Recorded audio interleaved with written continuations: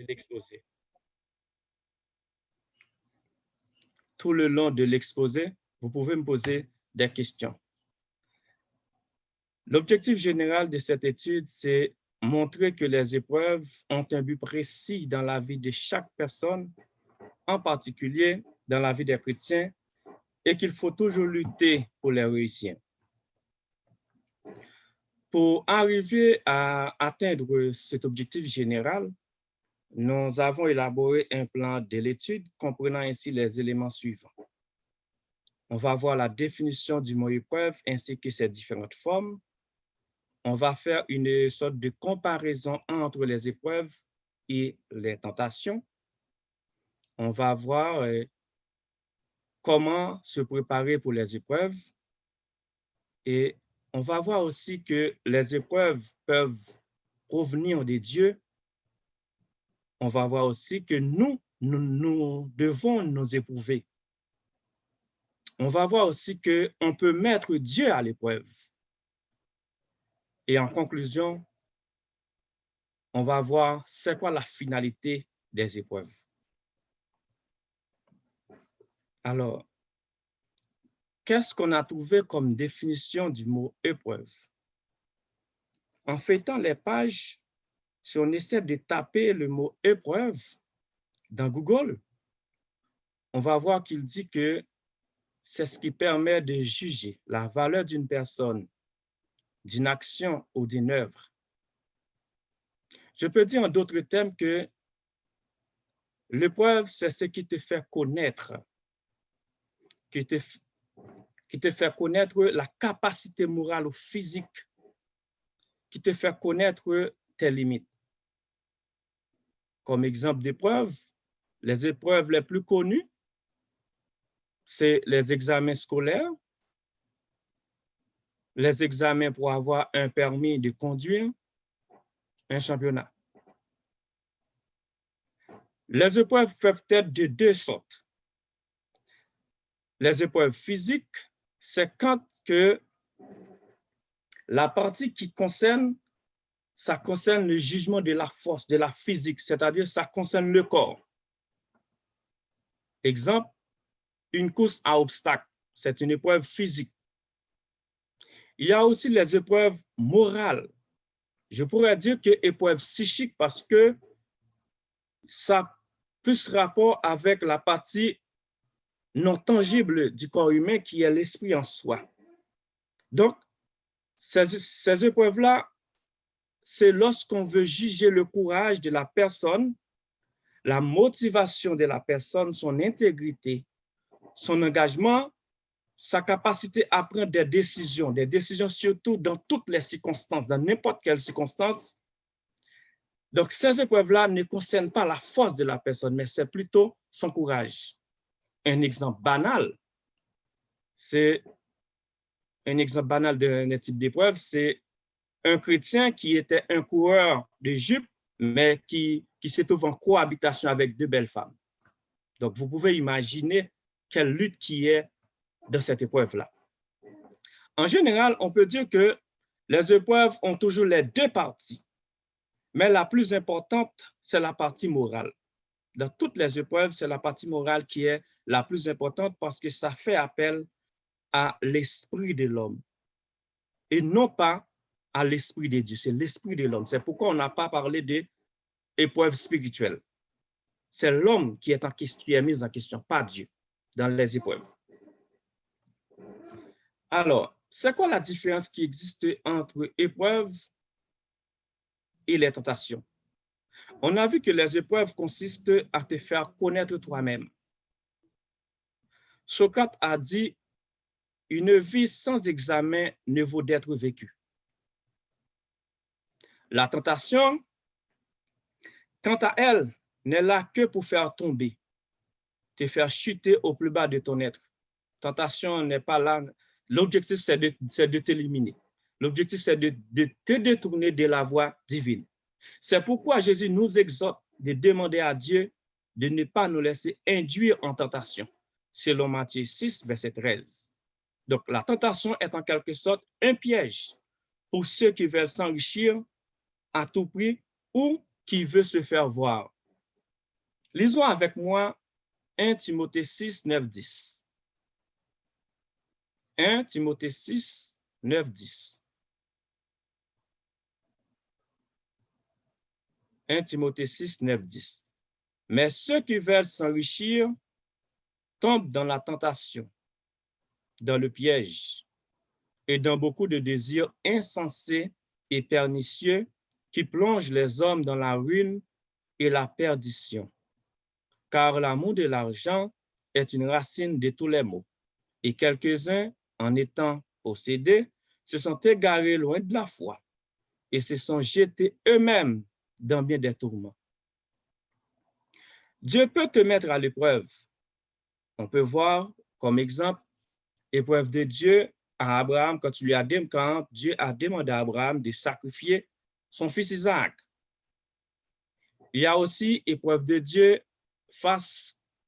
Dieu a mis le peuple Israël en épreuve dans le désert. Nous aussi, il y a certaines épreuves qu'on a connues, certaines difficultés de la vie.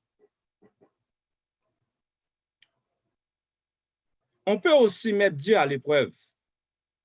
En Malachie 3, verset 10, Dieu a dit, « Mettez-moi de la sorte à l'épreuve, et vous verrez si je n'ouvre pas pour vous les écluses des cieux, si je ne répands pas sur vous la bénédiction en abondance. » Mais tu ne peux pas tenter Dieu. Ne cherche jamais à tenter Dieu. Selon Deutéronome 6, verset 16, selon Luc 4, verset 12, selon Matthieu 4, verset 7. Et Dieu lui-même ne tente jamais personne, selon Jacques 1, verset 13. Toutefois, ce qu'il faut retenir entre épreuve et tentation, c'est que des épreuves naissent très souvent des tentations, et des tentations peuvent servir comme des épreuves. Alors, on avait vu que dans la vie, il faut se préparer aux épreuves. Je me rappelle, dans ma dernière année de secondaire en Haïti, il y a un camarade de classe qui me disait souvent cette phrase en espagnol. La vida es una lucha. Hay que saber luchar para vivir. Qui se traduit littéralement, la vie est un combat. Il faut savoir se battre pour vivre. La lutte de la vie est à la fois psychique et physique. Mais le plus important, c'est l'aspect psychique qui fait appel à ton esprit humain.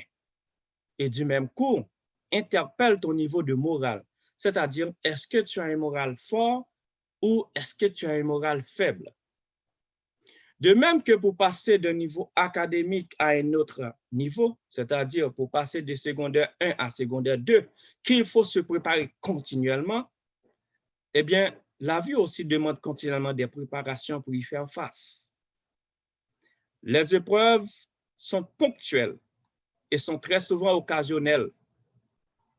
On ne sait jamais quand va se présenter l'occasion. À n'importe quel moment, tu peux être dans l'épreuve sans même se rendre compte.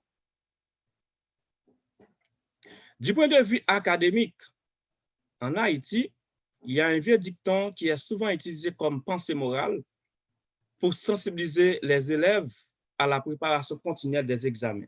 Qui veut juin, prépare octobre. Dans le même ordre d'idées, l'expression la plus connue par tous est celle émise par Jules César, si vis pacem, para bellum, qui veut la paix, prépare la guerre. Cette expression demande une préparation continuelle de la vie. Il nous interpelle à nous préparer continuellement. Il est difficile de se préparer aux épreuves de la vie. Pourquoi? C'est tout simplement parce que la vie en elle-même n'est pas facile. Mais elle n'est pas facile.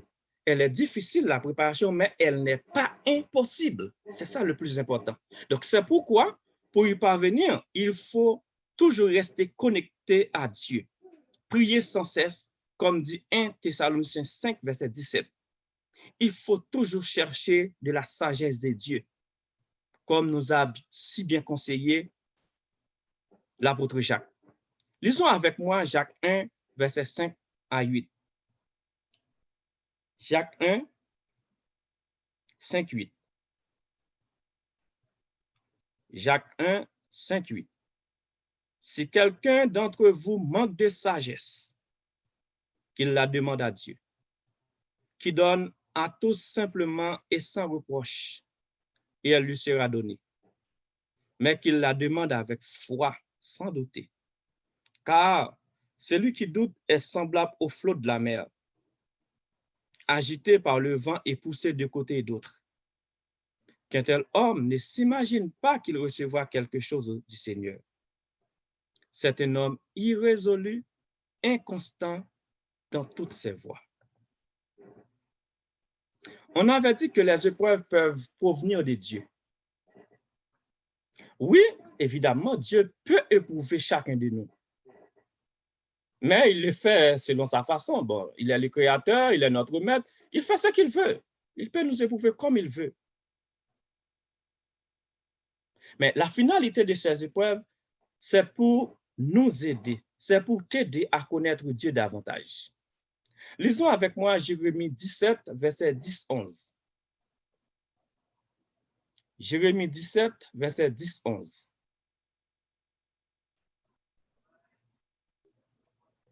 Moi, l'Éternel, j'éprouve le cœur, je sonde les reins pour rendre à chacun selon ses voies, selon le fruit de ses œuvres.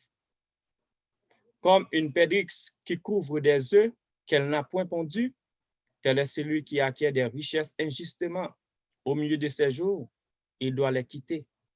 Et à la fin, il n'est qu'un insensé. On va lire encore 2 Chroniques 32, 27, 31. 2 Chroniques 32, 27, 31. Ézéchias eut beaucoup de richesses et de gloire. Il se fit des trésors d'argent, d'or, de pierres précieuses, d'aromates, de boucliers et de tous les objets qu'on peut désirer. Des magasins pour les produits en blé, en mou et en huile, des crèches pour toute espèce de bétail et des étables pour les troupeaux.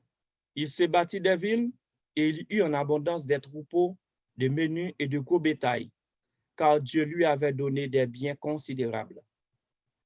Ce fut aussi lui, Ézéchias, qui boucha l'issue supérieure des eaux de Guillon et les conduisit en bas vers l'occident de la cité de David.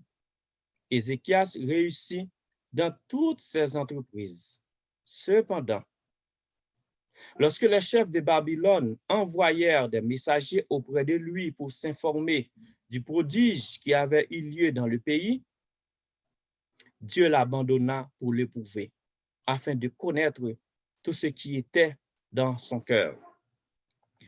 Des fois, on peut se trouver dans des circonstances et on prie, on dirait qu'on ne trouve pas de réponse. Mais ne néglige pas. Nous sommes dans une épreuve et on doit rester connecté. Même quand on a l'impression que Dieu nous abandonne, ne pense pas ça. Parce que Dieu veut faire appel à ton courage, Dieu veut faire appel à ton jugement. C'est à toi de savoir que tu dois rester connecté à Dieu. Souviens-toi que les épreuves sont occasionnelles. Donc, elles peuvent arriver à tout moment de notre vie. Nous pouvons être éprouvés aussi par le diable, selon Apocalypse 2, verset 10. Toutefois, les épreuves produites ou provoquées par le diable ne sont que des tentations, puisque son but ultime est de nous faire perdre le chemin de la vie et de la vérité que nous donne notre Dieu. Moi, ce que j'ai à suggérer à chacun de nous, c'est que peu importe l'épreuve, que l'épreuve vienne de Dieu ou du diable, je te conseille de considérer en tout temps que ces épreuves-là viennent de Dieu. Comme ça, tu seras très, très patient.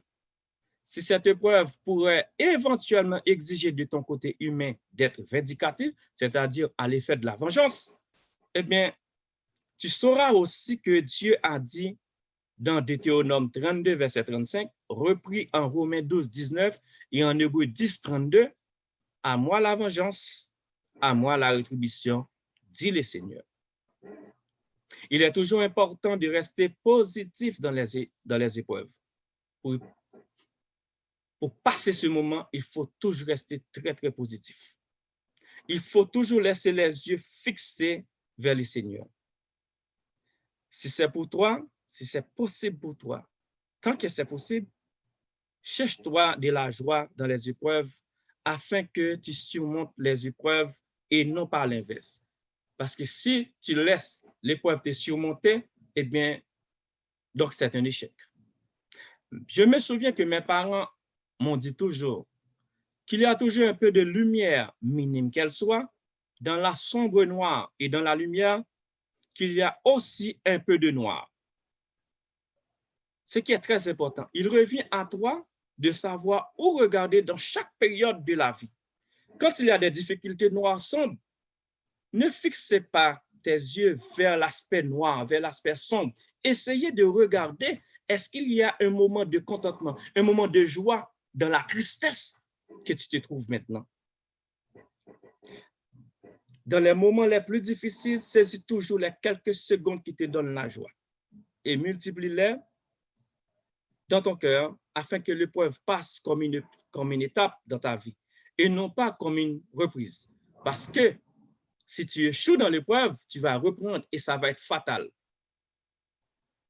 Tu connais très bien que moi, tu sais très bien que les rechutes sont beaucoup plus néfastes que lorsque la maladie apparaît pour la première fois. Donc, évite toujours les rechutes.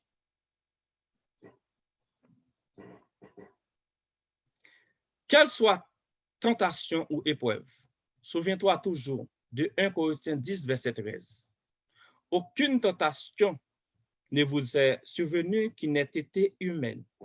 Et Dieu, qui est fidèle, ne permettra pas que vous soyez tentés au-delà de vos forces. Mais avec la tentation, il préparera aussi le moyen d'en sortir, afin que vous puissiez la supporter. Des fois, quelqu'un te fait du mal pour riposter, eh bien, tu laisses faire. Rien ne dit qu'il ne s'agit pas. Pourquoi tu laisses faire? Parce que rien ne dit qu'il ne s'agit pas d'une épreuve. En tout cas, Luc 6, verset 29 nous donne de bons conseils pour ce genre de situation. Dans les grandes afflictions de la vie, les gens ont toujours tendance à consulter un voyant ou à appeler un mort de ses ancêtres pour connaître leur avenir. Bien souvent, cette tentation peut te venir à l'esprit, surtout lorsque tout ce que tu vois, c'est toujours la noirceur, la noirceur. Lorsque tu vois, tu n'as aucune issue. Cette tentation peut venir à l'esprit. Ça, c'est une tentation. C'est pourquoi on avait dit que des épreuves viennent des tentations. Eh bien, si cela vient en tête, rejette loin de toi cette idée en disant « Retire-toi de moi, Satan », comme Jésus l'a dit en Matthieu 4, verset 10. N'oublie jamais que notre Dieu est jaloux. Et souviens-toi toujours qu'est-ce qui était arrivé à Saül après avoir fait appeler l'esprit de Samuel entre les morts. Alors, pour ceux qui veulent vérifier, qui veulent lire davantage, qui veulent comprendre l'histoire de Saül, cette histoire-là, tu peux regarder 1 Samuel 28, verset 7-20. 1 Samuel 28, verset 7 à 20. Dans les épreuves et dans les difficultés de la vie, le chrétien doit retenir ceci. C'est qu'on doit retenir comme chrétien. Les épreuves sont pour les chrétiens. D'ailleurs, que tu sois chrétien ou que tu ne sois pas chrétien, les épreuves sont toujours là. Mais c'est encore pire. Les chrétiens trouvent toujours plus d'épreuves que les hommes, que les autres personnes. Alors, ce qu'on doit retenir, c'est que les épreuves sont pour les chrétiens, c'est que le feu est pour l'acier avant de devenir une épée ou une œuvre de valeur. La belle épée que l'on manipule, c'était de l'acier en brut. Mais l'acier a subi beaucoup d'épreuves avant qu'il devienne une épée. Ça, tu dois toujours le retenir ça. Au début, on avait vu que tu peux toi-même t'éprouver. T'éprouver, c'est t'examiner. Socrate disait, connais-toi toi-même. Cette phrase a pour but de te forcer à te connaître, à connaître ta vraie nature, ta valeur, tes limites, ta potentialité, tes capacités, ton estime de soi. Si tu te connais, tu seras capable de faire face à tout puisque tu connais tes limites. En te forçant à te connaître, tu arriveras aussi à connaître davantage, à mieux connaître Dieu, ton Créateur, ton Sauveur, ton Maître. Tu sauras aussi que Dieu est tout pour toi si tu te connais. Un vieux dicton mentionne qu'un problème connu est à moitié résolu.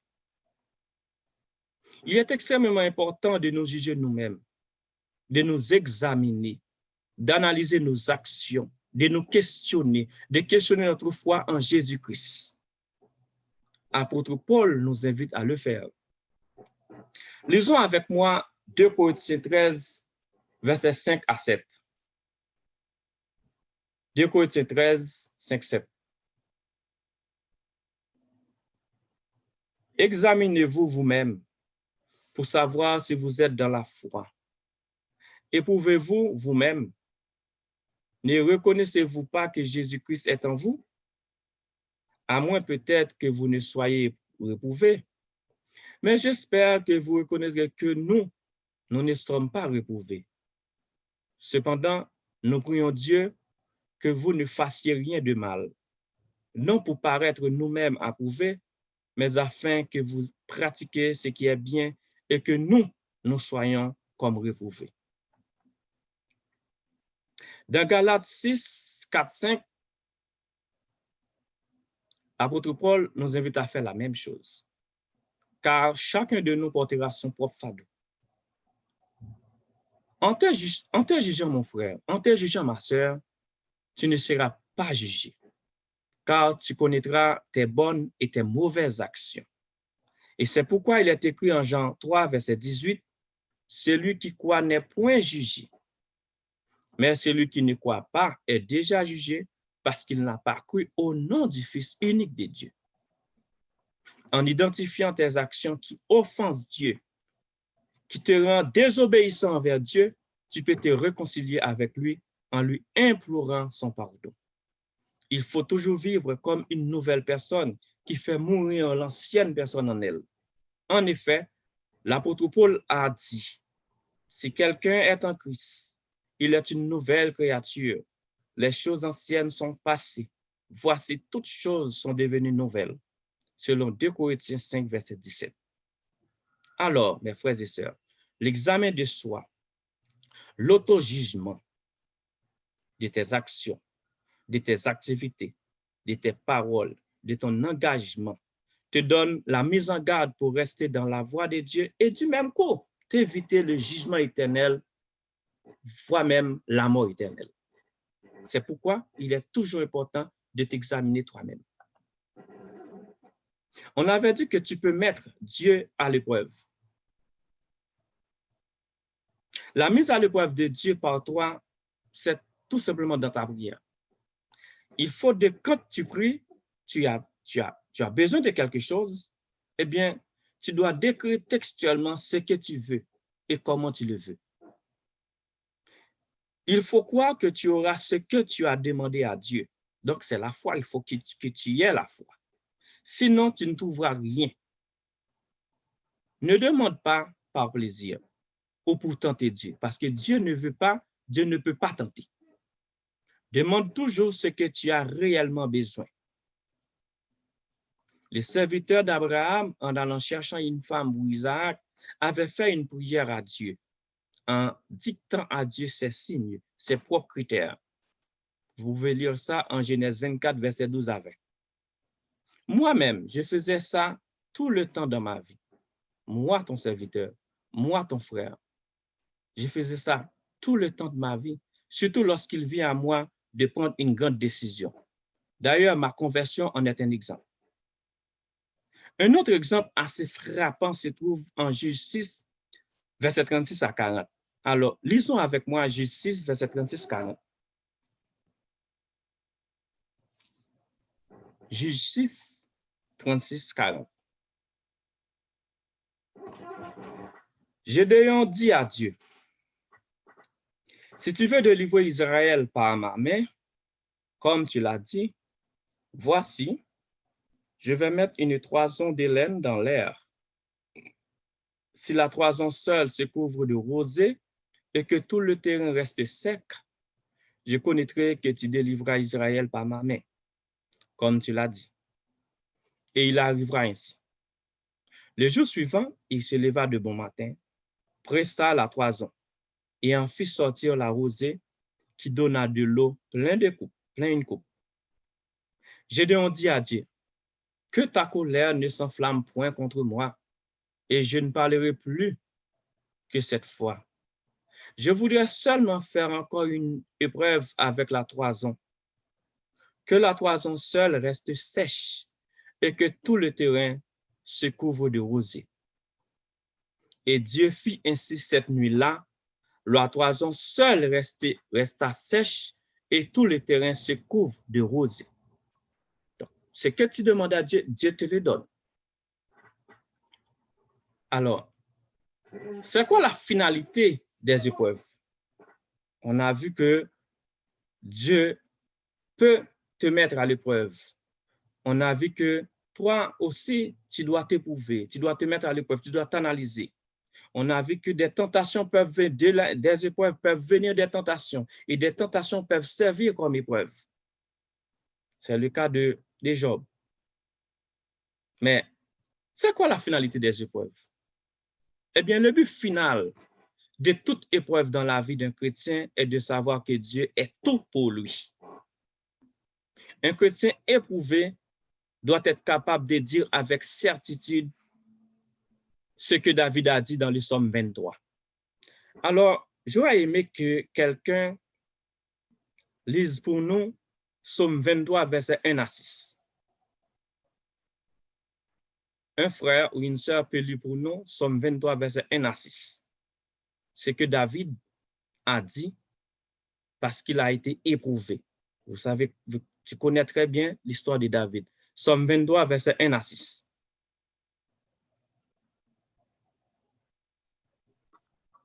Psaume 23, 1 à 6. L'Éternel est mon berger, je ne manquerai de rien. Il me fait reposer dans des verts pâturages, il me dirige près des eaux paisibles, il restaure mon âme. Il me conduit dans les sentiers de la justice à cause de son nom. Quand je marche dans la vallée de l'ombre et de la mort, je ne crains aucun mal, car tu es avec moi. Ta houlette et ton bâton, voilà mon réconfort. Tu dresses devant moi une table en face de mes adversaires. Tu oins d'huile ma tête et ma coupe déborde. Oui, le bonheur et la grâce m'accompagneront tous les jours de ma vie. Et je reviendrai dans la maison de l'Éternel pour la durée de mes jours. Amen. Merci beaucoup, frère Terli. Alors, c'est ça quand on est éprouvé. David a écrit ça, a écrit cette partie-là des psaumes, c'est après avoir éprouvé. Il a constaté, il a vu que Dieu est tout pour lui. Il en est de même pour nous. Quand on est éprouvé, après toutes les épreuves, on va voir que Dieu est tout pour nous. Donc, quand on voit que notre vie fait l'objet de diverses épreuves, je vous invite à ne jamais poser cette question stupide. Pourquoi c'est moi? Mais parce que c'est toi. Ne pense jamais à contourner ou à éviter les épreuves, car tu ne passeras jamais le niveau A pour atteindre le niveau B. La raison est simple. On est en secondaire 1. Eh bien, si vous ne préparez pas vos examens pour réussir l'examen du secondaire 1, vous n'arriverez jamais à passer pour le secondaire 2. Eh bien, dans ce cas, l'année prochaine, tu retourneras dans secondaire 1. En tout cas, je sais que ça va être dur de te retrouver dans la même salle d'école avec une autre, et puis tes camarades sont en avant vous. Donc, c'est la même chose dans la vie. Sache toujours que la vie est une école et que cette école-là, tu vas le finir sur le jour même de ta mort après avoir rendu ton dernier souffle. Alors, en 1 Pierre 1, verset 6 à 9, il est écrit. Alors, pour conclure, on va lire cette partie, 1 Pierre 1, verset 6 à 9, qui fait partie des finalités des épreuves. Lisons avec moi 1 Pierre 1, verset 6 à 9. 1 Pierre 1, verset 6 à 9. Nous lisons. C'est là ce qui fait votre joie, quoique maintenant, puisqu'il le faut, vous soyez attristés pour un peu de temps par diverses épreuves, afin que l'épreuve de votre foi, plus précieuse que l'or périssable, qui cependant est éprouvé par le feu, ait pour résultat la louange, la gloire et l'honneur lorsque Jésus-Christ apparaîtra. Lui que vous aimez sans l'avoir vu, en qui vous croyez sans le voir encore, vous réjouissant d'une joie ineffable et glorieuse, parce que vous obtiendrez le salut de vos âmes au prix de votre foi. Merci, frères et sœurs, merci de m'avoir écouté.